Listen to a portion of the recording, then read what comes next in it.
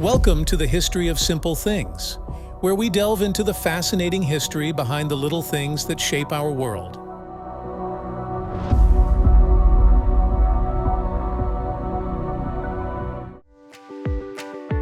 Hello, everyone! Today, we're diving into a question that has puzzled many of us for years, if not decades. Why do hot dogs come 10 to a pack while buns come 8 to a pack? It's one of those quirks of modern life that seems to defy logic. You go to the store, pick up a pack of hot dogs, and then reach for the buns, only to realize you'll always have either extra hot dogs or extra buns. It's a classic mismatch that has sparked numerous debates, countless jokes, and even a few creative solutions. But where did this odd pairing come from? And why does it persist to this day? Let's dive deep into the history, the economics, and the cultural factors behind this hot dog bun conundrum. To understand why hot dogs and buns are packaged differently, we first need to look back at the history of these two iconic food items. The hot dog, as we know it today, has roots that trace back to Germany. Sausages have been a staple in German cuisine for centuries, with each region boasting its own variations. When German immigrants came to the United States in the 19th century, they brought their beloved sausages with them. These sausages were often sold by street vendors, who found that they could make them more convenient to eat by placing them in a split roll. Thus, the hot dog was born. On the other hand, hot dog buns have a different origin story. The use of buns to hold sausages likely started at the turn of the 20th century, with several competing claims about who first came up with the idea. One popular story credits Charles Feltman, a German immigrant who operated a food stand on Coney Island. Feltman is said to have begun serving sausages in a bun to make them easier to eat while walking. Another version of the story credits Anton Feuchtwanger, a Bavarian concessionaire who used buns to serve sausages at the 1904 St. Louis World's Fair. Regardless of who invented it, the bun quickly became an essential part of the hot dog experience.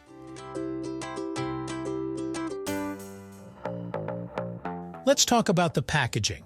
Why do hot dogs typically come in packs of 10 while buns come in packs of 8? The answer lies in the industrial practices of the early 20th century. When hot dogs began to be mass-produced, they were typically made in a linked chain and sold by the pound. A standard hot dog weighs around 1.6 ounces, so 10 hot dogs add up to about a pound. This weight-based packaging made sense for producers and consumers alike, as it was a convenient and familiar unit of measurement. Hot dog buns, however, were produced by bakeries, which operated under different conventions. Bread products, including buns, were often baked in trays that held 4 or 8 rolls. This was due to the size of the ovens and the baking trays commonly used at the time. As a result, buns were typically packaged in multiples of 4 or 8. This discrepancy between meat and bread production methods led to the mismatched packaging we see today. Economics also plays a significant role in why this mismatch persists. For hot dog manufacturers, producing 10 hot dogs per pack is a well-established standard. Changing this would require retooling production lines, which would be a costly and complex process. Additionally, selling hot dogs by the pound remains a logical approach, as it allows for easy pricing and consistency across different brands and products. Bakeries, on the other hand, have their own economic considerations. Producing buns in multiples of 8 is efficient given the existing baking equipment and processes. Switching to packs of 10 would mean changing the size of baking trays, ovens, and packaging machinery, which would be expensive and time-consuming. Furthermore, buns are often sold in various formats: hamburger buns, sandwich rolls, etc. So standardizing all these products to match hot dog packaging would be impractical. For many people, hot dogs and buns are a staple of summer barbecues, sporting events, and quick family meals. The idea of having a few extra hot dogs or buns isn't seen as a significant inconvenience. Rather, it's just part of the experience. This mismatch has become a part of American culinary culture. It's a quirk that people joke about, but it's also a shared experience that brings a sense of nostalgia and tradition. Attempting to change this might face resistance from consumers who are accustomed to the current packaging and have built their cooking habits around it. Over the years, there have been attempts to address the hot dog bun packaging mismatch. Some manufacturers have experimented with different pack sizes to offer a more balanced solution. For instance, certain brands have produced hot dogs in packs of 8 or buns in packs of 10. However, these attempts have not significantly changed the overall market dynamics, as the traditional pack sizes remain dominant.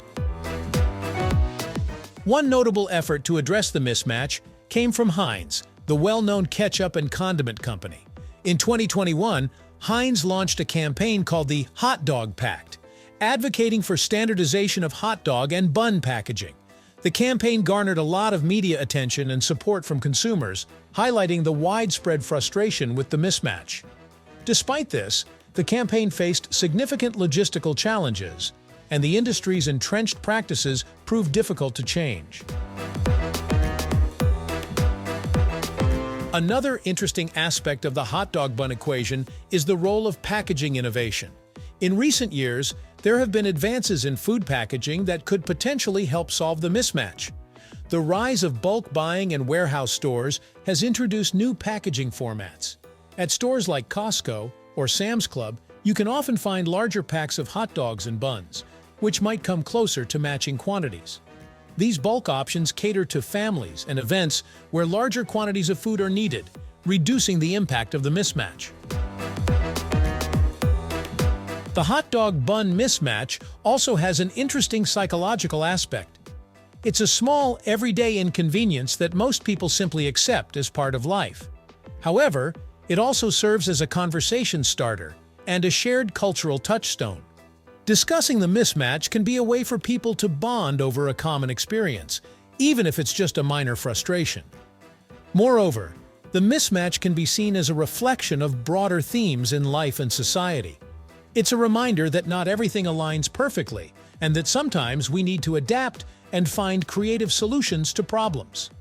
This adaptability is a hallmark of human ingenuity and resilience, and the hot dog bun mismatch is a lighthearted example of how we navigate everyday challenges. Looking ahead, will the hot dog bun mismatch ever be resolved? It's hard to say. While there are certainly logistical and economic barriers to changing the current packaging standards, there is also a growing awareness of the issue and a desire for more convenient solutions. As consumer preferences evolve and new technologies emerge, it's possible that we may see more innovative packaging options that better align quantities. However, it's also possible that the mismatch will remain a charming quirk of the food world, something that continues to spark conversations and inspire creative solutions.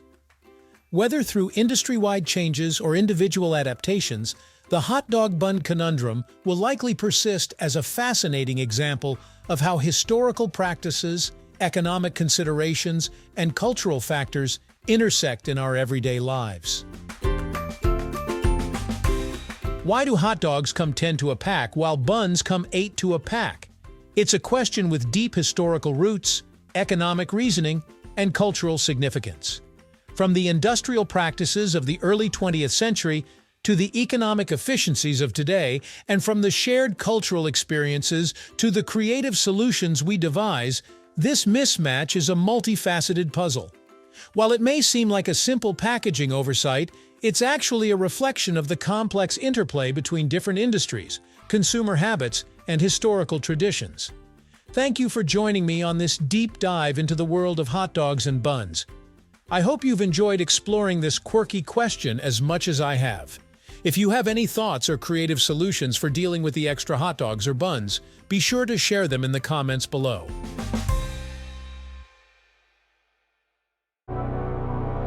Thank you for joining us on this journey through the history of simple things. Don't forget to like, subscribe, and stay tuned for more stories woven through the smallest details.